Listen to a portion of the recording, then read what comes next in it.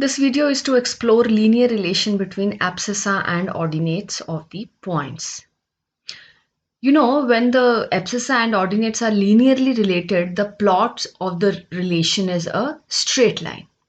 So first let's see what are the different types of possible linear relation between abscissa and ordinate. Linear relation can only have two terms maximum. Either only x term or x term and constant term. Means the linear relation between abscissa and ordinate can either take these forms or these forms. It can either have only one term or two term. It cannot have third term. What could be it? If we add x square, then the relation will not remain linear. We will write it as y equals x square plus x plus 6. So it will become quadratic relation. If we add any constant term, that will add up to the constant one. No? And so neither we can add any x raised to power something term nor the constant term. So the linear relation is either of this form or of this form. Okay, so that means the general equation expressing the linear relation is this. No, all of these are of this form, but for them C is 0. C is 0 for all four of them, and M is 1 for this, 2 for this, 4 over 5 for this, and minus 6 for this. There can be many more equations with one term. Okay, they'll be differing in their M value. Here, M is 1, C is 6, M is 2, C is minus 3, M is 4 over 5, C is 11, M is minus 6, and C is 3. So, we can happily say that the general linear relation between abscissa and ordinate is of this form.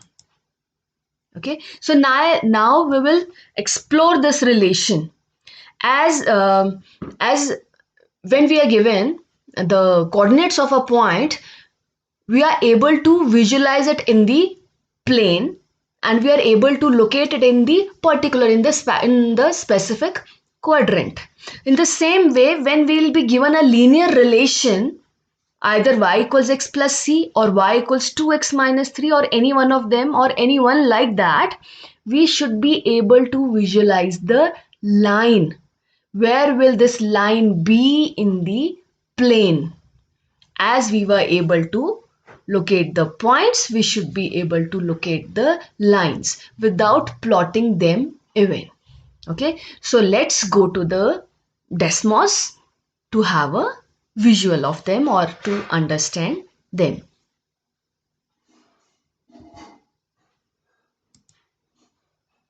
So we are here on Desmos. As we discussed, the ordinate can be related to linear monomial of x.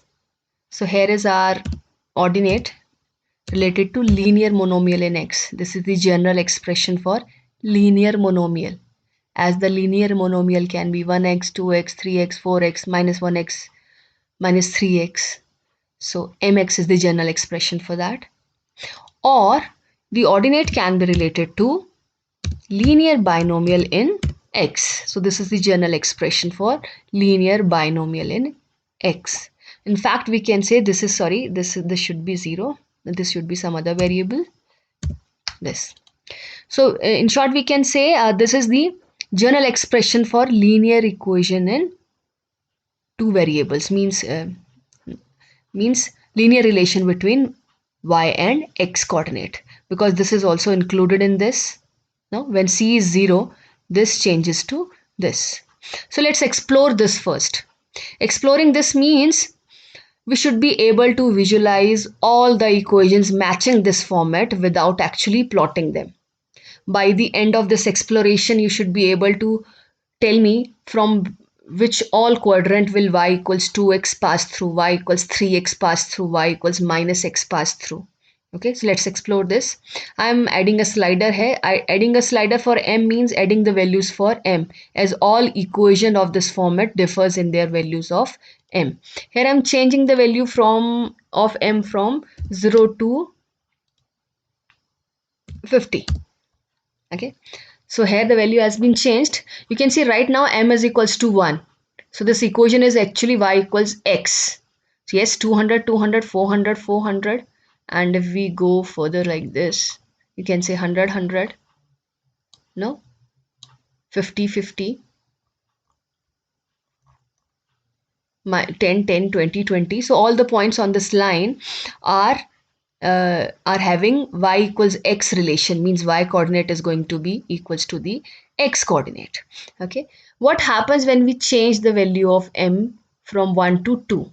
You can see the tilt increased.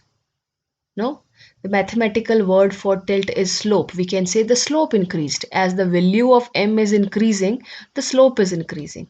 If we further increase it, just see the slope is increasing. Please focus here on the line. I'm just adding, I am increasing the value of m and it is increasing further. No, it increased. If I increase it further to 100 or 1000, see, I'm increasing it further. It is changing. We're not able to see because the plane is focused here. If I see it like this, you can see there is a gap. It is changing. See here. If I'll increase the value further to 100, the slope will keep on increasing. See, the slope is increasing.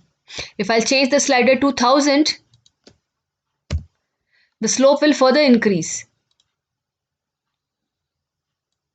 See, the slope is increasing. We're not able to see it here. We can see it here. The slope is increasing. Okay, so we got to know if the value of m increases. Here we have just assigned the positive values from 0 to 1000.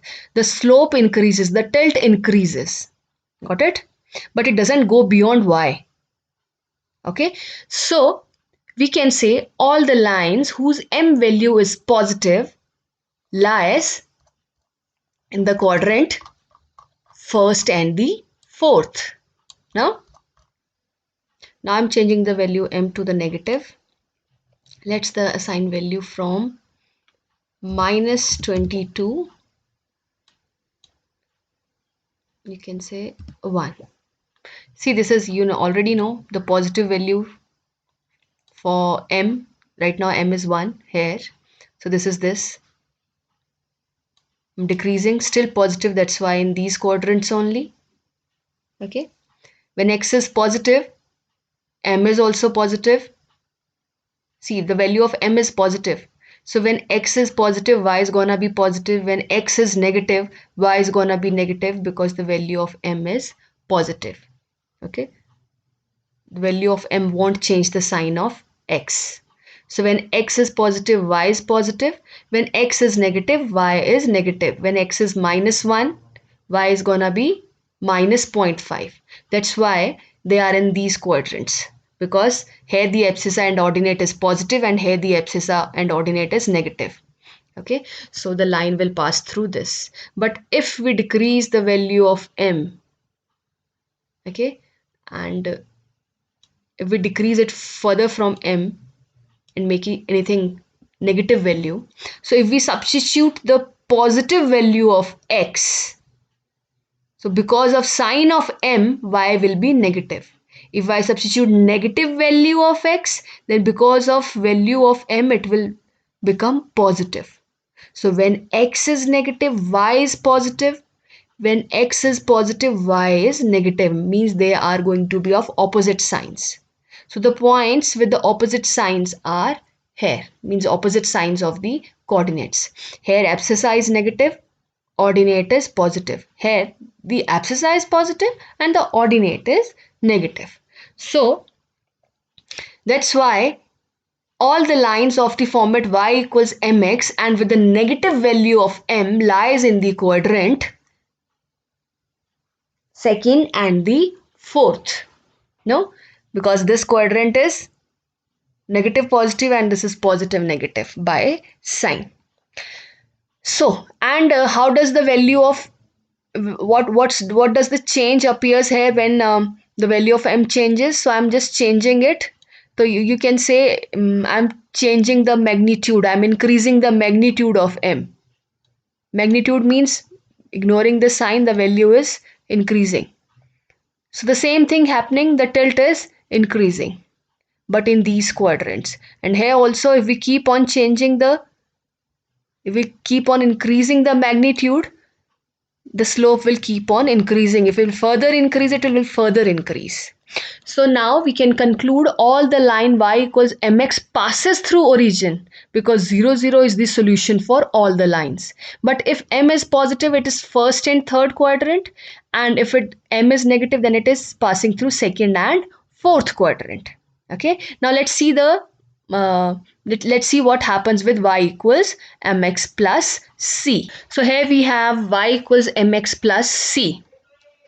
Let's see which equation is this. Here the c is 0 and m is 1. That means it's y equals x. Yes, it is y equals x in the passing through first and the third quadrant. Okay, as we increase or decrease the value of m, so you know, with when the m is positive, the line will remain only in these two quadrants, and if m is negative, the line will be in these two quadrants. Okay, unless c is 0. If we increase the value of c, see how the line changes. If I'll increase the value of c towards the positive one, the line shifts upwards.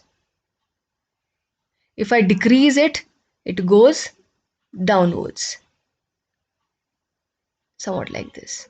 Okay, so if we have, let's say, y equal 3x, so that's the line is gonna be in the first and the third quadrant. No, y equals 3x. See, this is the line, this one is the line. Okay, but if I add something here, let's add it in the next one. Y equal 3x plus 2, or let's make it plus 5. So line is actually passing through 5. No, because 0, 0 is one of the solution. But for this line, when x is 0, y is 5. So when x is 0, y is 5. That means 0, 5 is one of the solution. Okay. If I write it y equal 3x minus 10. So the line shifts, this line shifts downwards. Okay, the tilt is same, that's why these lines are parallel. See, why, who decides the tilt? The value of m, and the value of m is same for all of them. So as their tilt is same, that means their slope is same, that means these all lines are parallel. Just their point of intersection with the y-axis is different. For this it is 0, it's intersecting y-axis at 0, it is intersecting y-axis at 5, it is intersecting y-axis at minus 10. So we understood the role of c, it just shifts the position of the line y equals mx upwards or downwards depending upon the value of c. Okay, so we can also say that c decides the y-intercept. Y-intercept is the piece of y from the origin. So this is the piece of y from 0 to 5. So y-intercept is 5 made by this line, and y-intercept is minus 10 with this line. Okay, so we understood the role of m and c both. If m is negative, if I'll make it minus 3x plus 5 minus 3x minus 10. The line will pass through y-axis at 5 and minus 10 only, and this at 0 only. Just the location of the line is gonna be in the this and this quadrant. Now let's see. Minus, it shifted there. See. So this decides the line is gonna be in the quadrant second and third. So here also it decides, the first term decides the line is gonna be in the quadrant second and the third, and positive 5 decides that some part of the line is also gonna be in the first quadrant, as the line is gonna shift like this. And this decides the some part of the line is gonna be in the third quadrant. So this is in the second and fourth. This is second, fourth, and first because of this. This is second, fourth, and third because of minus 10.